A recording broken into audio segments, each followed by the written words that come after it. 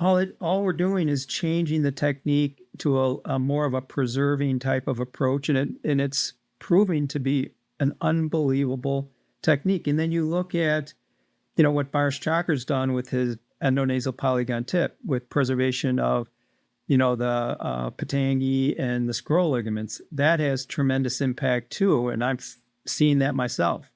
So what we're doing is we're looking at far beyond just the exposure and structural grafting and all these other things. We're going beyond that. We're bringing it all together in a package so that we can take advantage of every possible aspect of rhinoplasty and every anatomical component and what it can contribute to the outcome.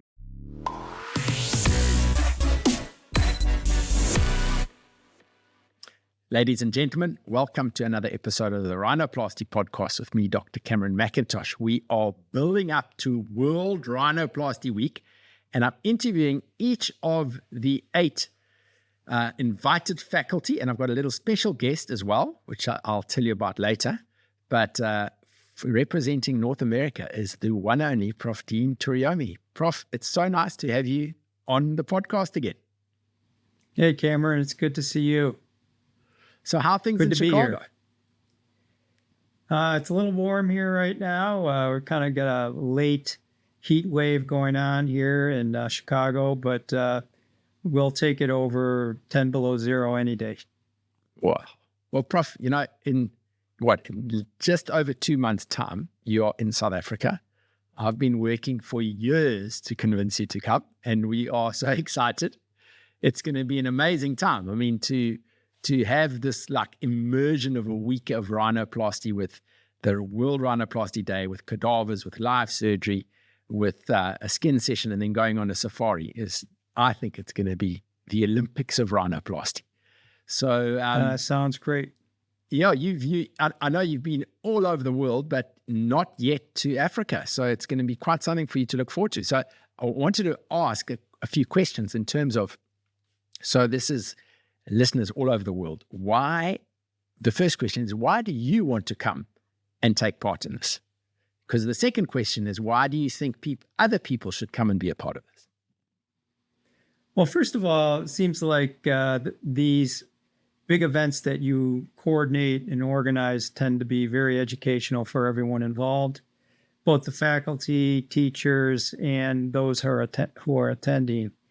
And as you know, I'm a big believer in continuing medical education, and particularly with rhinoplasty. I think rhinoplasty teaching is important to, increase the favorability of outcomes with patients, so patients benefit and surgeons benefit too, because they're able to learn new skills, learn new techniques, and provide the best outcomes for their own patients. And so everyone benefits. And the plan and the schedule and the meeting that you have planned and put together with your team, I think, is outstanding. It's obviously going to have tremendous educational opportunities for those who attend and those also who watch online. So I think there's a lot to benefit. And, I've never been to South Africa. I think it's going to be a great trip, and I'm looking forward to it. And also looking forward to spend time with you. Prof, it's going to be wonderful. So I don't want to be talking too much about World Rhino because, guys, you have to come and you have to register and be a part of this thing. What I'm really interested to speak to you about is off air. We spoke about it briefly because actually in my interview with Yongju, we were speaking about complications. And potentially it's quite a big statement to make that there is so much focus on surgery and surgical technique that we sometimes don't spend enough time on the workup before surgery and what happens after the surgery. And, it's as I'm getting further and further in my career, I'm realizing that not only is it so important that you must actually be able to do the surgery, but it's that patient management before and patient management afterwards that is, I think, almost more important. So I'm so interested to listen and hear what some of your thoughts are around that. Well, we've talked about this many times before, and I talk about this at meetings, is I think rhinoplasty goes far beyond the patient's entrance into the operating room. It's the pre-op, post-op, the patient's state of mind, the surgeon's state of mind. What I've found is that over my 35 years of experience performing rhinoplasty, that patients who are prepared physically and psychologically, and also taking care of themselves after surgery, we have a program that we put the patients on. And the program is a multifaceted approach, and it addresses all the different components where I feel it impacts healing, from state of mind to diet, activity, ancillary procedures and treatments that we can provide to the patient. You put it all together in a package and patients tend to do better. And it's so glaringly obvious to me at this point in my career that I just don't think I could do it without it. That's interesting. So is that more on the post-op, or is it also leading up into surgeries? Because I know how important just one of those many things is the diet, and how you've got to be so anti-inflammatory before you even, whilst you prepare for surgery. I believe it's pre and post.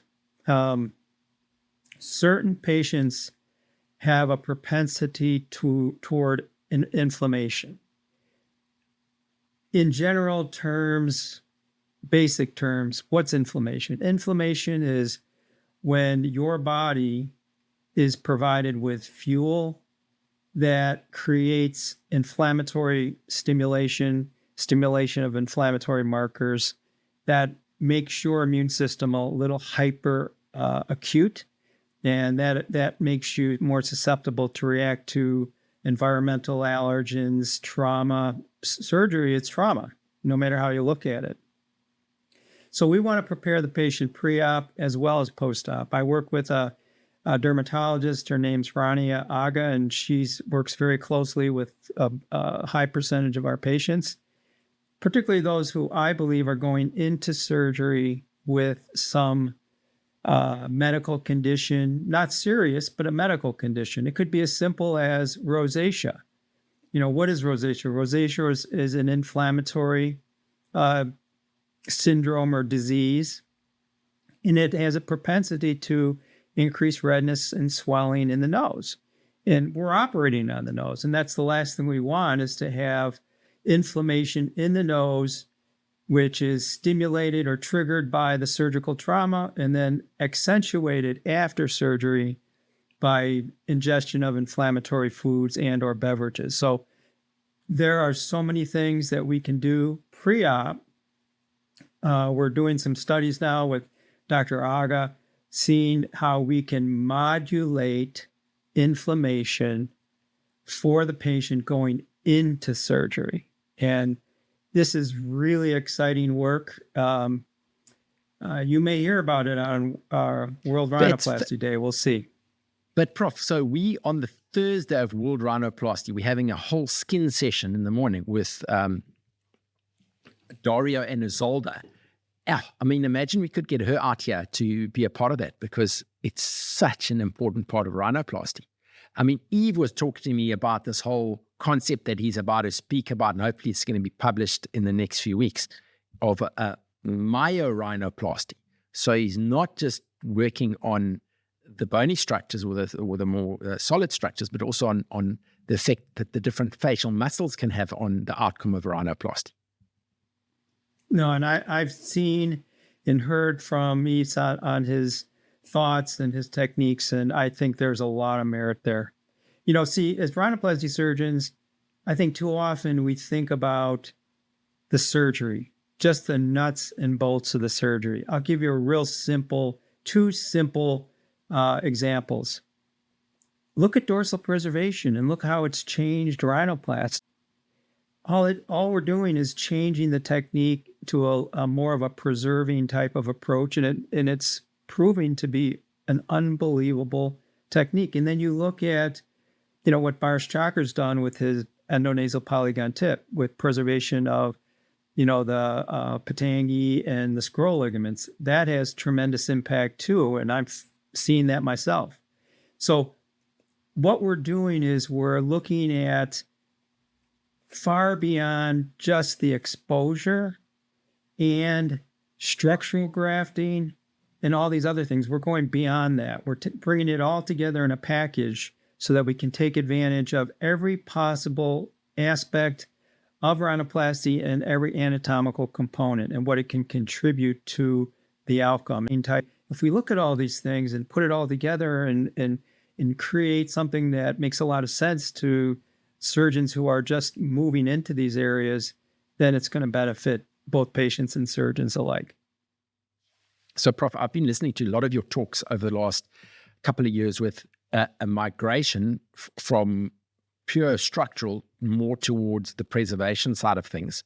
And I'm like, when you've got a hammer, everything looks like a nail. And I think coming back to kind of the surgical side of things, what would your words of caution be to people who really want to try and do preservation, rhinoplasty or dorsal preservation on almost every single patient?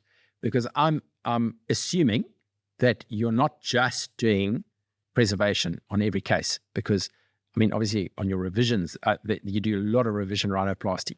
But what are some of your red flags that you would be wanting to tell people who really want to kind of roll up their sleeves and just do preservation the whole time? Well, I think the first and foremost aspect to, doing this the correct way is to learn properly. That simple aspect it's a lot of it. And so, during COVID, I was fortunate because, I had 3 months, I wasn't working because of COVID. They shut everything down. We were having these webinars and all these world's experts were talking about, preservation, rhinoplasty, and dorsal preservation. I was able to watch these and learn more and more about it. And I just so happen to have some good friends who are, the leaders in dorsal preservation. And I've had a really tremendous opportunity to learn from them. I think a cadaver dissection lab where you actually have hands-on in the lab, fresh specimen, I think that is really important. In fact, we're putting on a big course in Fort Lauderdale, just outside of Fort Lauderdale, Florida, in November, where you have 3 days, 3 fresh heads. So first day is high strip, second day is intermediate strip, third day is low strip. So, you have the capability to perform these different operations on 3 different specimens over 3 days with the world's best people talking about it. And, if you're interested, go to Marina Medical's website and you can register. But I am very excited about this meeting. We had it last November. It was a tremendous success.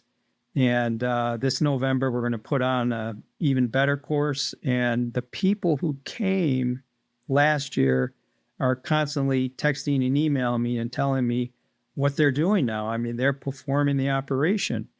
And they all say, Dean, I'm so happy that I went to the course because I did the surgery before I did it on one of my own patients. And that's important, not only from being able to execute and not cause problems, but also to understand the pitfalls and also patient selection. Patient selection is so important. When I started doing dorsal preservation in June of 2019, I spent a year, well, it's probably not quite a year, about 6 months looking for the right patient. And then I found the right patient. I did a high strip E-Sabans operation, went well. And, the thing is if I said to myself, would I do it the same way? Yes, I would.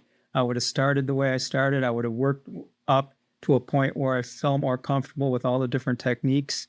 And, I'm 5 years in now and I just love it. I love it. And, but I'm still cautious. I use structure as well.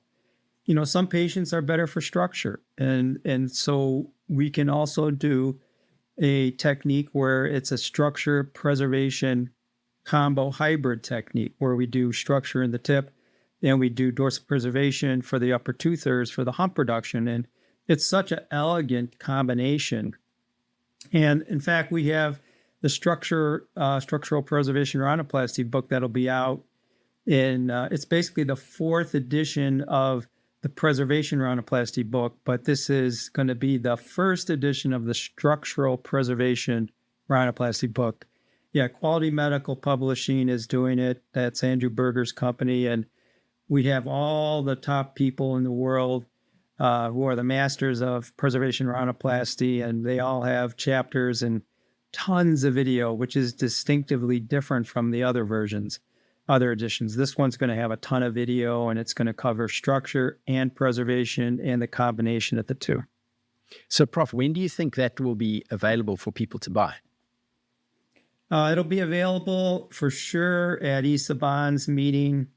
That'll be, I believe, in late February. That's going to be March next year. And then we're hoping to get it out a little earlier of 25.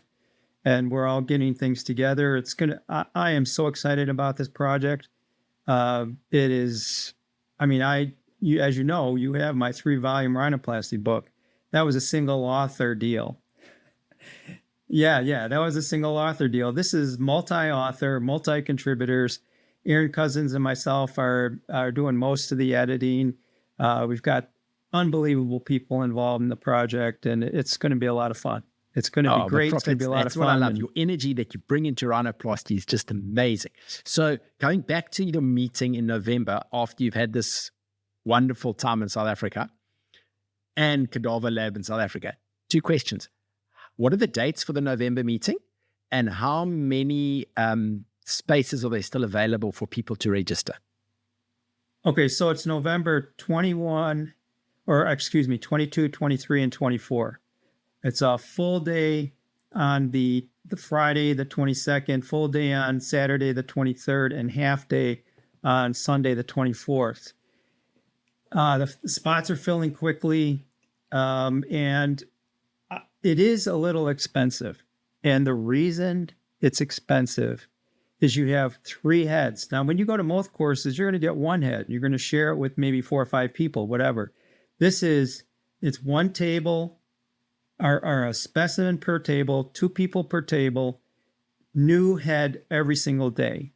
People were shocked. I mean, how can you give me 3 heads over 3 days to look at 3 different operations? That's what we're doing, because we feel that is the most effective way for you to learn all these different techniques in 1 meeting.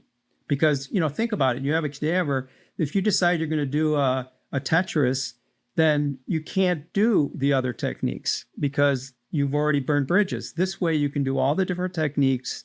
You can even learn, bars, chakras, endonasal polygon tip. We're going to do all this stuff. Surface work, foundational work, high strip, low strip, intermediate strip. And all the kings of dorsal preservation and preservation rhinoplasty, they're going to be there, all of them. That's awesome, though.